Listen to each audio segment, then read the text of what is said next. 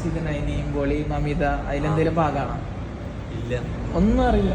ഇല്ല, ഒന്നും അറിയില്ല. എന്തെങ്കിലും അറിയുമെങ്കിൽ പറഞ്ഞു തരണം, കാരണം ഞാനും ഭയങ്കര ക്യൂരിയസ് ആണ്. ഒന്നും അറിയാം. പടം അനൗൺസ് ചെയ്യുമ്പോഴാണ് അറിഞ്ഞത് ഇതിന്റെ എന്തെങ്കിലും അപ്ഡേഷൻ ഒക്കെ, അല്ലാണ്ട് ഒന്നും അറിയണ്ടായി. അല്ല, ഇപ്പൊ ഭാവന സ്റ്റുഡിയോസ് ആയിട്ട് ഞാൻ വർക്ക് ചെയ്ത സ്ഥലമാണത്, തുടങ്ങിയ സ്ഥലമാണ്. അപ്പോൾ ഭാവന സ്റ്റുഡിയോസിൽ ഇങ്ങനെ ഒരു പടം വരുന്നുണ്ട് എന്നുള്ളത് അറിയായിരുന്നു.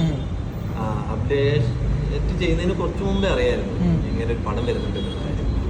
പിന്നെ ബാക്കിയൊന്നും എനിക്കറിയില്ല. എന്തെങ്കിലും അറിയെങ്കിൽ എന്നോട് കൂടി പറയണേ. അടുത്ത പ്രൊജക്ട് ഇപ്പൊ കഴിഞ്ഞ് വരാനുള്ളത് എൻ്റെ അങ്ങനെ പറയാൻ പറ്റുന്ന ഭാഗത്തിനുള്ളത് ഒന്നും ആയിട്ടില്ല. പറയാൻ പറ്റാത്ത ഞാൻ ഡയറക്റ്റ് ചെയ്ത സിനിമയാണ് ഇനി റിലീസ് ചെയ്യാനുള്ളത്. അപ്പൊ അതിന് വേണ്ടിയിട്ടാണ് വെയിറ്റ് ചെയ്യുന്നത്. ആരാണ് അതിന്റെ കാസ്റ്റ്? അതില് ഒരു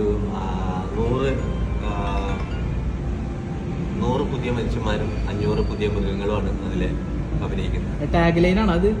അങ്ങനെ കുട്ടിക്കും. അതെ, കഴിഞ്ഞതാണ്, അത് തുടങ്ങാൻ പോണതാണ്. പിന്നെ സിനിമയൊക്കെ ഷൂട്ടൊക്കെ കഴിഞ്ഞു, പോസ്റ്റ് പ്രൊഡക്ഷൻ വർക്കൊക്കെ ഏകദേശം 90% കംപ്ലീറ്റ് ആയി. നീ ഇറങ്ങാനുള്ള റിലീസ് ഡേറ്റിന്റെ വെയിറ്റിംഗ്. അതിൽ പ്രധാന കഥാപാത്രം ഉണ്ടാവും. പിന്നെ ഞാനൊരു ചെറിയൊരു വേഷം ചെയ്യുന്നുണ്ട് ഇതില്. പ്രധാന കഥാപാത്രങ്ങൾ കുറച്ച് ആൾക്കാരുണ്ട്, പുതിയ കുറച്ച് ആൾക്കാർ.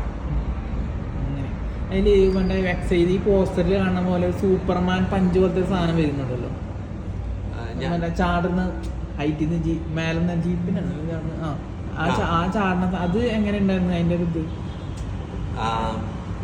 എന്താ, ഞാനിങ്ങനെ മറ്റേ അങ്ങനത്തെ മാസ് ഫൈറ്റുകൾ പരിപാടികളൊന്നും ചെയ്തിട്ടുണ്ടായിരുന്നില്ല അധികം. അപ്പൊ അത് ആദ്യമായിട്ട് ചെയ്യുന്നതിൻ്റെതായിട്ടുള്ള ഒരു ചെറിയ ചമ്മൽ ഒക്കെയാണ് ഉണ്ടായിരുന്നത്.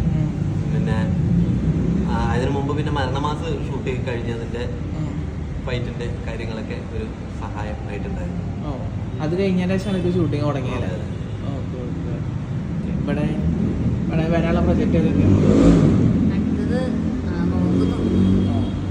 ആളുകൾ തിരിച്ചു തുടങ്ങിയ ലൗലിന്നും പെതിക്ക് വന്നപ്പോ ഐഡന്റിഫൈ അങ്ങനെ ഇപ്പൊ നമ്മള് തിയേറ്റർ വിസിറ്റ് ഒക്കെ ചെയ്യുമ്പോൾ ആൾക്കാർ തിരിച്ചറിയുന്നുണ്ടെന്ന് തോന്നുന്നു. നമ്മൾ അതിന്റെ പ്രോസസ്സ് നടന്നുകൊണ്ടിരിക്കുകയല്ലേ. അവിടെ ഇറങ്ങിയിട്ട് 2 ദിവസത്തിലേ. എന്തുകൊണ്ടാണ് ഈ ലുട്ടാപ്പി യോഗക്ക് അങ്ങനെ ഒരു പേര് കൊടുക്കാൻ കാരണം? ഞാനത് നോക്കി അത് എന്താ പറയാ, ഒരു നമ്മൾ എത്ര പ്രായമായാലും നമ്മുടെ ഉള്ളിലെ ആ കുട്ടിത്വം കളയരുത്, കുസൃതി സൂക്ഷിക്കണം എന്നുള്ള സംഭവത്തിലാണ്. ഈ ഫൈറ്റ് ഒക്കെ അറിയോ? അതിൽ കുറെ കൊടുത്തിരുന്ന കരാട്ടെ അങ്ങനെ എന്തൊക്കെ കൊടുത്തിരുന്നായിരുന്നു. ശരിക്കും അറിയോ ഫൈറ്റ് ഒക്കെ? ഞാന് കരാട്ടെ കൊടുത്തിട്ടില്ല. കളരിപ്പയറ്റ് അങ്ങനെ എന്തോ, കളരിപ്പയറ്റ് അത് എന്റെ സ്റ്റുഡിയോയിൽ പഠിപ്പിക്കുന്ന വേറൊരു മാഷുണ്ട്, ഞാനല്ല. ഫൈറ്റ് ആയോധന കലകളൊന്നും മോശമില്ല.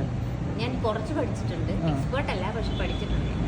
അപ്പൊ ഇത് തുടങ്ങാനുള്ള കാരണം ഈ ലുട്ടാപ്പി യോഗ എന്നുള്ളത് ഫൗണ്ടറായിട്ട് അതൊരു വരുമാനത്തിന് വേണ്ടി തുടങ്ങി. വർക്കാണത്, ചെയ്യുന്ന ജോലിയാണ്, അതിന്റെ ഭാഗമായിട്ടാണ്.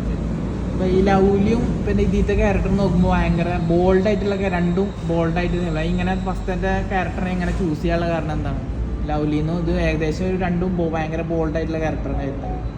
അങ്ങനെയൊന്നുമില്ല, നമ്മൾ ഓഡിഷൻ ചെയ്യുന്നു, സെലക്ട് ആവുന്നു, ചെയ്യുന്നു, അത്രേ ഉള്ളൂ. എന്തെങ്കിലും പറയാനുണ്ടോ? എന്താ കൗണ്ടർ വരാന്ന് ഉദ്ദേശിച്ചു? അല്ല, പെട്ടെന്ന് കൗണ്ടർ എന്തോ വരുന്നുണ്ടല്ലോ. ഓക്കെ, എല്ലാം ഹാപ്പി അല്ല മൊത്തത്തിൽ? റെസ്പോൺസ് ഒക്കെ ഭയങ്കര ഹാപ്പിയാണ്. പിന്നെ തിയേറ്ററിൽ വന്ന് കാണുമ്പോൾ ആൾക്കാർ പറയുന്ന പിന്നെ എന്താ, അവരുടെ റെസ്പോൺസ് കണ്ടിറങ്ങുമ്പോൾ ഭയങ്കര സന്തോഷം. എൻജോയ് ചെയ്തിട്ട് ഇറങ്ങുന്നത് കാണുമ്പോൾ ഭയങ്കര സന്തോഷം. ഞാനൊരു കാര്യം ചെയ്തോട്ടെ, എന്റെ സ്നേഹം കൊണ്ട് ഞാൻ കവിളൊന്ന് പിടിക്കട്ടെ. ജസ്റ്റ് തോന്നിയോ? Okay, thank U.